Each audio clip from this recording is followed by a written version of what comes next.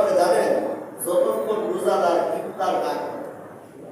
আরেক হাদিসের মধ্যে আল্লাহ রাসূল বলেছেন, সমুদ্রের মাছ পর্যন্ত, গাছ পর্যন্ত, এই আসমান এবং জমিনের, আসমানের নিচে জমিনের উপরে যা কিছু আছে সব কিছু রোজাদারের জন্য আল্লাহ তাআলার কাছে ইফতার পর্যন্ত ক্ষমা প্রার্থনা করতে থাকে। আরো জোরে সুবহানাল্লাহ। রোজাদারকে ক্ষমা করে দেওয়ার জন্য বিবিধিকা থেকে শুরু করে যা আছে সমস্ত কিছু রোজাদারের জন্য আল্লাহ তাআলার কাছে দোয়া করতে থাকে কতক্ষণ পর্যন্ত? ইফতার পর্যন্ত। 3 নাম্বার হলো রোজাদারের সম্মানার্থে জান্নাতকে প্রতিদিন সুসজ্জিত করা হয়। সুবহানাল্লাহ, সুবহানাল্লাহ।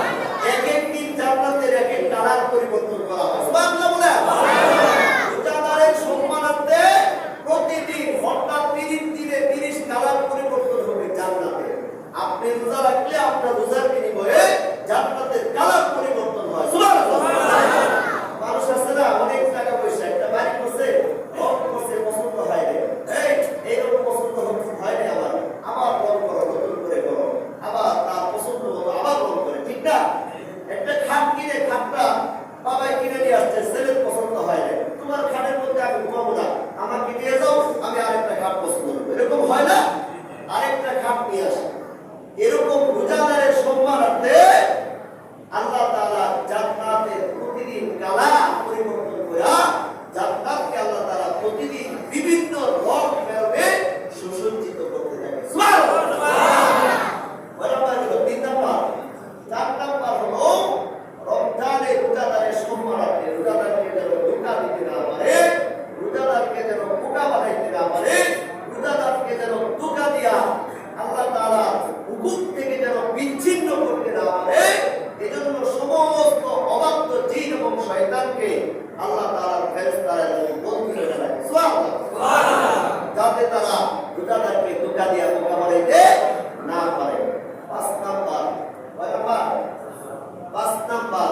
5 নাম্বার হলো রমজানের যখন শেষ রাত হয়, রমজানের যখন শেষ রাত হয় তখন আল্লাহর পক্ষ থেকে আল্লাহ সুবহানাহু ওয়া তাআলা ঘোষণা দেয়, আমার রোজাদার বান্দা-বান্দী যারা একবার সিয়াম সাধনা করেছে, আমি আল্লাহ তাআলা তার জীবনের সব গুনাহ মাফ করে দেব। সুবহানাল্লাহ।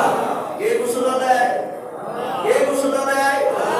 আল্লাহ সুবহানাহু ওয়া তাআলা রমজানের শেষ রাতে ঘোষণা দেয়, আমার বান্দা-বান্দীরা একবার সিয়াম সাধনা করার কারণে আমি আল্লাহ তাআলা আমার বান্দা-বান্দীদের জিন্দেগীর সব গুনাহ আমি আল্লাহ মাফ করে দেব। সুবহানাল্লাহ।